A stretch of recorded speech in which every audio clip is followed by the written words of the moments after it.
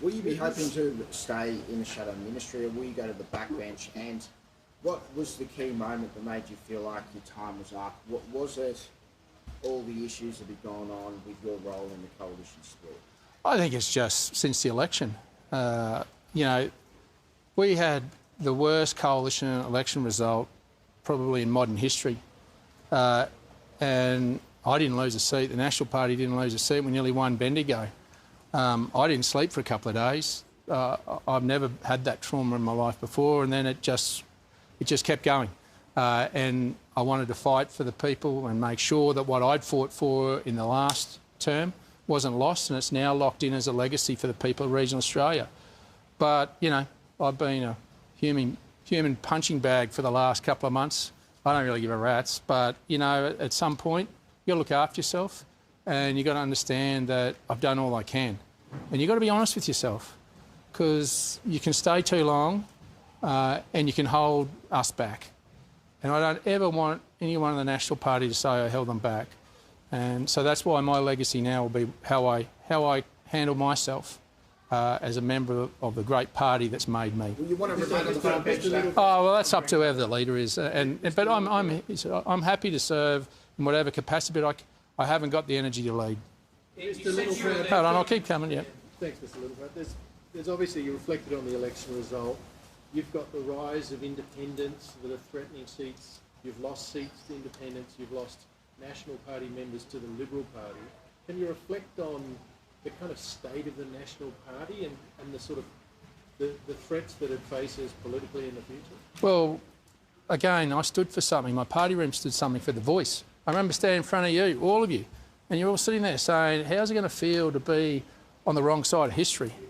When the National Party came out in November 2023, you all told me I was going to be on the wrong side of history. And you were probably right at that point. Only 30% agreed with us.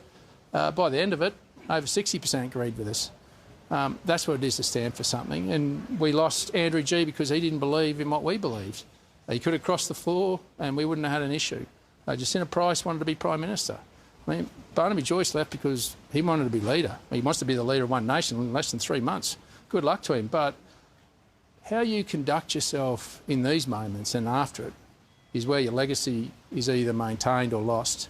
And so my loyalty is to the National Party, and I'm proud of the fact that we didn't lose a seat at that last federal election and nearly pulled off Bendigo, a 10% swing in the worst election loss probably in modern coalition history. That's some feat that I'm proud of and proud of the team that helped me do it.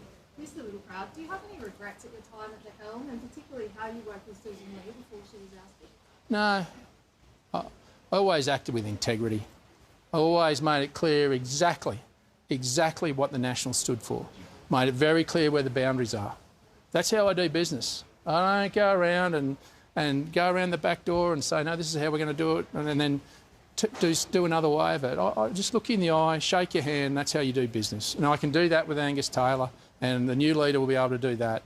But I made it very clear where the National Party stood on those 4 policies. And I've got to say, if you talk about mistakes, the mistake after the election was to wipe all our policies, because all we did was leave a vacuum for someone else to walk into. But I stood and fought for those 4 policies that meant so much to our party room that's been fought for so many years. I wasn't going to let them go. And then I wasn't going to stand by when my mates got punted for not doing anything wrong. And you might disagree with me on that, but where I come from, if one of your mob gets knocked over and it's not for the right reason, you come swinging back. That's how we operate. The culture of the National Party has always been like that. So I'm proud of that. I'll keep coming, yeah. Do you anticipate contesting the next election for Maranoa? Yeah, certainly do. And then do you think that the next leader of the National Party has to come from the House of Representatives, or could it be someone from the Senate? It'll be up to the party room. And we've got talent right across it. But I intend, my passion is, what blows my hair back in the morning when I'm in Maranoa is getting up, driving out west and seeing those great people that don't ask for a lot, but when they get a little bit, they're more grateful than you lot. Sorry, yeah. You mentioned some of the personal impact you've experienced over the last 12 months. A lot of that, I think, has been the Liberals and Nationals being at loggerheads, Susan Lee and yourself being at loggerheads. You've also said how much easier it is to work with Angus Taylor. I'm confused. If you've got the leader in place of the Liberal Party now that is easier for you to work with, Why quit now? Haven't you just got what you wanted in the last month or so? I'm buggered, mate. I'm out on my feet. You've got to be honest with yourself. You've got to get yourself up when you're the leader, and you've got to want to go and drive and get to that next place and go and fight. And I had the greatest and the most fun I've ever had before the last election and during the last election. I had a passion and a pride in what I was representing. I'm just buggered. And you get buggered in this place. And that's the nature of the business. But I'd rather be in it. Because you know what? I'm just a bloke from Western Queensland with a Year 12 education. And every day I walk into that chamber, I put my hand on that leather that I get to sit on in there. Because not too many people get to do that. Not too many people like me get to do that. And you should never take that for granted. But you should always remember why you're here. And if you don't have that fire and that passion to do it, then I'm holding my people back. It should never be about me. It should be about those people that I care for and have put me here. I hear you on the personal, but is what you're doing in some way an admission that a different approach for taking on one nation is needed by the nationalists? All we need to be is ourselves. We're a party of government. I've changed coalition policy. That will change when we get into Parliament. Politics is the brutal game of arithmetic. I can't see one nation getting 76 seats. The coalition can. But you're going to have the energy. And I wouldn't be doing Gus a service and the passion that he has if I'm not going to be standing there fighting as hard as he can. I don't have that passion. And this is just an honest admission. I'm buggered.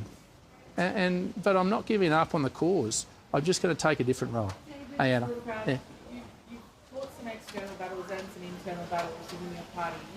You've been wide answered, at least last year, by some who didn't think you were the right person to lead. What's your message to them and are they right? Look at my record. Not since Blackjack McEwen have we, as a party, influenced the national conversation, nor coalition policy, nor the coalition. Go and read what Blackjack McEwen did. I don't think there's been a leader since Blackjack that's achieved what I've done. But it takes its toll, and you got to say when it's time. So I've got a record that I'd put next to any leader, but the only way that I protect that is if I don't have the energy, if I don't have the enthusiasm to do what it is to be the leader, and it's different to being in the team. If I don't have that, then I'm going to erode and I'm going to tear away at that legacy I've achieved. So what my job now is to back the party and the new leader, and that's what I'm going to do.